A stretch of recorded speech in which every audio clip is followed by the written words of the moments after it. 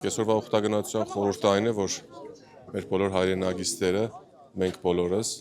մեր ՑԵՕ շարժման անդամները եւ ոչ միայն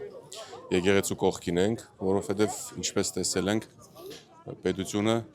իշխանությունը պատերազմ է հայտարարել եկեղեցուն։ Այն ինչ որ հիմա կատարվում է մեր հոգեվորականների հետ, մեր սրբազանների հետ, դա մի մասը արդեն իսկ բանտարկված է, մի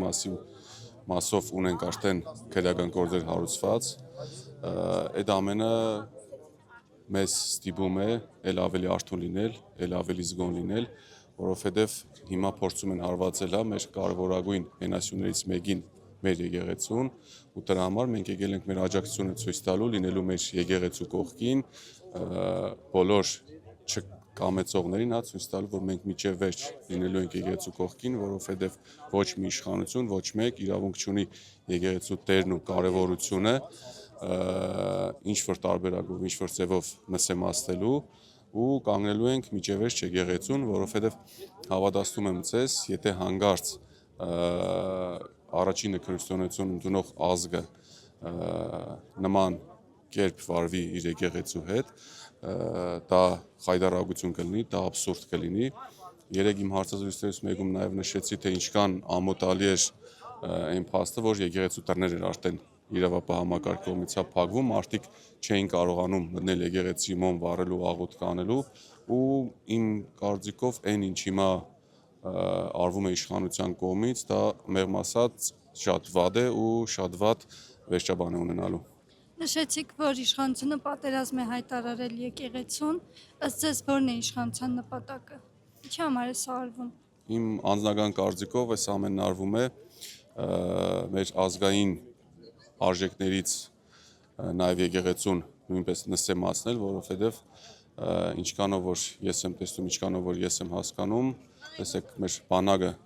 կազմալուծվեց, կազմաքանդվեց, այն ինչ բանակ որ ունեինք մեր իշխանության կողմից, կարծում եմ իշխանության ջանքերով, ավելի ճիշտ իշխանության ջանքերով մնացել է երևի շատ քիչ տոկոսը մեր հաղթող բանակից, մեր ուսուցիչները, մեր բժիշկները, մեր մանկավարժների աշխատանքը, գործառույթները նույնպես նսեմացվում են ու վերջին կարևորագույնը հենասյունը, ինչպես նշեցի, եկեղեցին է ու հենց եկեղեցուն են հիմա էլ ցանկանում հարվածել, ցույց տալով, որ ես այդպես եմ հասկանում, ցույց տալով, որ մեր հայ ազգը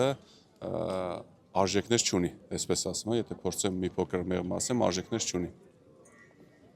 Իսկ դուք իշխանության այս քայլը կապում եք նրա հետ, որ Ադրբեջանի հետ գնում են խաղաղության ճանապարհով։ Տեսեք, ես եթե այդպես է շատ ավելի վատ, քայլերի հերթականություն հենց դրա մասին է խոսում, բայց քանի որ նմանատիպ տեղեկատվություն ու վստահություն ես չունեմ, չեմ կարող այդ հարցին որպես հստակ պատասխանել, բայց փորձեմ հարցին այլ կերպ պատասխանել, եթե դա այդպես է ու արվում է ընդամենը Ադրբեջանին հաջողանալու համար, դա կարծում եմ տանելու է ինքնասպանության, որովհետև չի կարող որևէ երկիր, լինի բարեկամ թե թշնամի, կպնելու մեր եկեղեցուն, մեր ներքին գործերին, ելի եմ կրկնում, կապ չունի դա որ երկիրն է, մենք ինքնիշխան ժողովրդավար